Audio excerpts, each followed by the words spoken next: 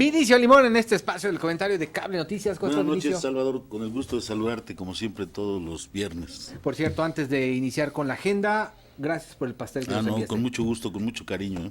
Los 35 años celebrando y Vinicio nos hizo el favor de enviarnos este pastel muy rico y lo repartimos entre toda la producción. Qué bueno. Empezamos de la agenda internacional y después del resultado electoral en Estados Unidos, ¿qué sigue? Bueno, pues mira, todos los diagnósticos obviamente fueron en su mayoría del 90 y tantos % fueron erráticos. ¿Qué es lo que ocurre? Hay un rompimiento de paradigmas en el tema político, pero también es claro que en Estados Unidos, Norteamérica, hay un hartazgo por la clase política, en donde finalmente la credibilidad hacia el sistema político y hacia el sistema económico ya no funciona.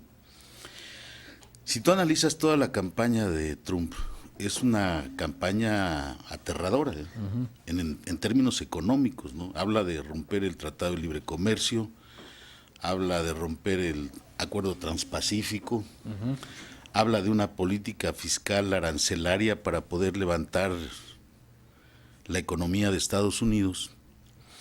Y bueno, en toda esta campaña genera una sensación de un rompimiento, que yo creo que es lo bueno de esta elección, con los neoliberales. Es decir, él hace una guerra frontal contra las multinacionales en términos económicos. Por eso el desconcierto en los mercados, ¿no? Claro, y entonces está generando un rompimiento para crear un nuevo orden económico. Eso es lo interesante y lo importante de la historia de esta elección. Porque lo hace de tal manera en que permite lograr que la gente que no votaba, una gran parte del electorado, que es la parte conservadora de Estados Unidos, la parte xenofóbica de Estados Unidos, la parte racista de Estados Unidos, de todavía los Ku Klux Klanes y toda esa gente que quedó rezagada, finalmente hoy sale a votar y logra apagar los votos. Es decir, si tú analizas el número de votos, Hillary tuvo mucho más votos, pero el tema es que son puntos por estado. Entonces, al final, voto indirecto.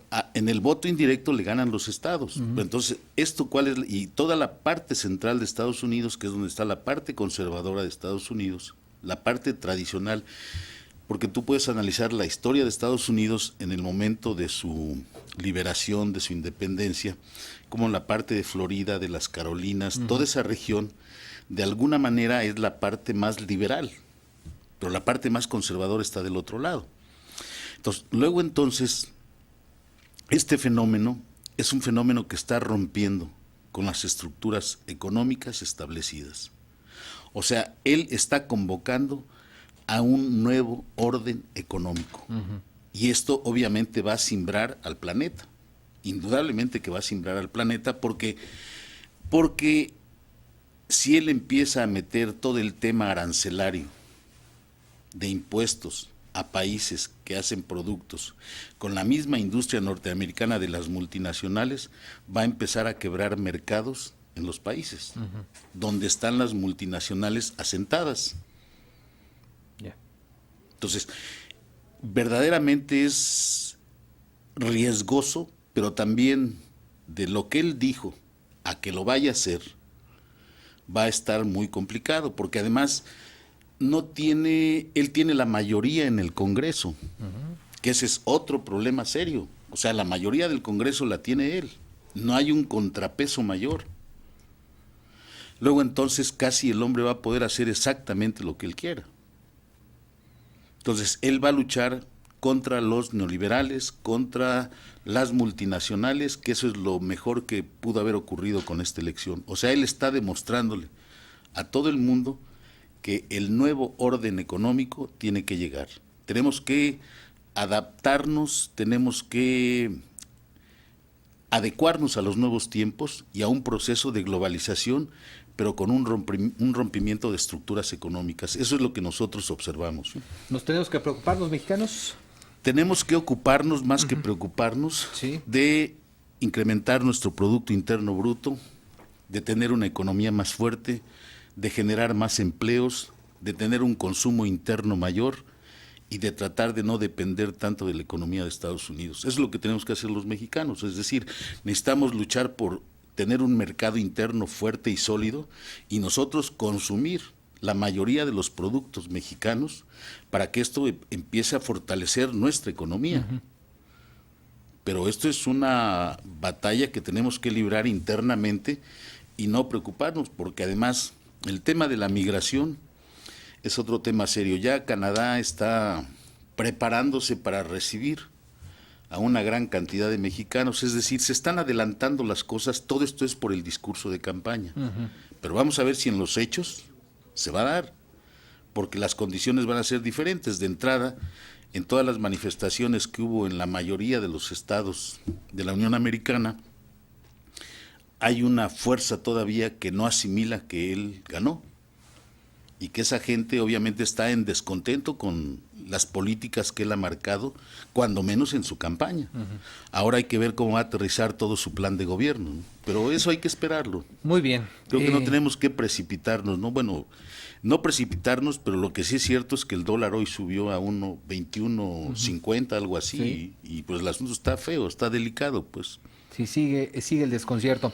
Bueno, hablando de economía, los diputados hablaron en lo general y en lo particular ya el presupuesto para el 2017. Mira, hay una reducción del 20% del presupuesto. Uh-huh. Esto significa mucho más austeridad, una distribución más correcta del gasto y sobre todo la racionalización de los recursos del gobierno federal para los estados y para los ayuntamientos. Uh-huh. Esto indudablemente que va a tener una repercusión en el crecimiento del país, uh-huh. y obviamente en el resultado del Producto Interno Bruto. Eso indudablemente que va a repercutir, y va a repercutir seriamente, porque tenemos que recordar que el Estado es el principal empleador y es uno de los principales consumidores de muchos productos. Claro. Entonces, bueno, sí hay una repercusión seria, que hay que tomarla en cuenta. Es apretarse el cinturón más. Pero ¿cómo le vamos a hacer con tantas ratas que hay? Ese es el otro problema. Es que las autoridades de todos los niveles deben enviar señales de austeridad, pero reales señales, pues, ¿no? De que también se van a apretar el cinturón. Mira, creo que ahorita con el tema del gobernador que acaban de detener y a su hijo, todavía hay 17 órdenes de aprehensión, uh-huh. para toda la gente cercana a él y a familiares. Padres. De padres. O sea, imagínate qué tragedia es para su familia, para él, que todo este dinero que se robaron, finalmente de nada les sirve. Uh-huh. Están en la cárcel, los que faltan que estén en la cárcel. Entonces, esta acción del gobierno federal, de la PGR, debe incluir a mucho más gobernadores, ¿no? Uh-huh. Porque esto tiene que servir de ejemplo nacional para empezar a acabar con la corrupción. Considero que el presidente Peña, si logra encarcelar cuando menos a 3 o 4 gobernadores antes de que termine su sexenio, se podría empezar a recuperar la credibilidad en las instituciones. Porque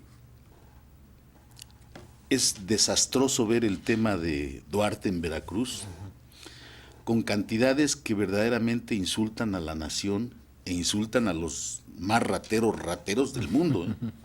Son cantidades impresionantes de dinero. Entonces, las instituciones se pueden empezar a recuperar y a recuperar credibilidad si se logra que todas las acciones judiciales vayan en forma imparcial, dirigidas a quienes han violado la ley. Esto sería muy sano para el país, sería contundente para el país y se empezaría a recuperar la credibilidad nuevamente en las instituciones. Tienen poco tiempo para hacerlo.